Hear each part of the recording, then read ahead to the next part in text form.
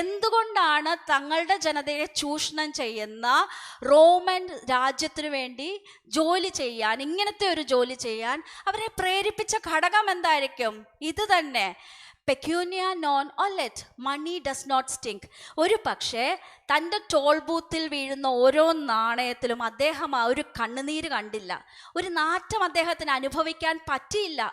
പക്ഷെ നമുക്കറിയാവുന്നതുപോലെ സക്കായിക്കും അങ്ങനെ തന്നെയായിരുന്നു. പെക്യൂനിയ നോൺ ഓലെറ്റ്, ആ പൈസയിൽ ഒരു ബുദ്ധിമുട്ടും തോന്നിയില്ല. പക്ഷേ എന്ന് യേശുവിനെ കണ്ടോ, ആ അത്തിമരത്തിൽ നിന്ന് താഴെ ഇറങ്ങിയിട്ട്, കാട്ടത്തിൽ നിന്ന് താഴെ ഇറങ്ങിയിട്ട് സക്കായി പറഞ്ഞു, ഞാൻ അന്യായമായിട്ട് എന്തെങ്കിലും മേടിച്ചിട്ടുണ്ടെങ്കിൽ ഞാൻ അതിന് പരിഹാരം ചെയ്യാമെന്ന്.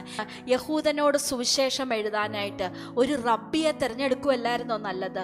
ഒരു ശാസ്ത്രിയെയോ ഒരു പരീക്ഷനെയോ അവർക്കിടയുടെ അംഗീകാരമുള്ള ഒരാളെ ദൈവാത്മാവ് തിരഞ്ഞെടുക്കുന്നതല്ലായിരുന്നോ ഏറ്റവും നല്ലത്? ചില സമയത്ത് നമുക്ക് ദൈവത്തിൻ്റെ തെരഞ്ഞെടുപ്പുകളെ മനസ്സിലാക്കാൻ ഇത്തിരി ബുദ്ധിമുട്ട് വരും. പക്ഷേ നമ്മൾ അൺലൈക്ലി ആണെന്ന് വിചാരിക്കുന്ന ചില ചോയ്സസ് ദൈവത്തിൻ്റെ പെർഫെക്റ്റ് ചോയ്സസ് ആണ്.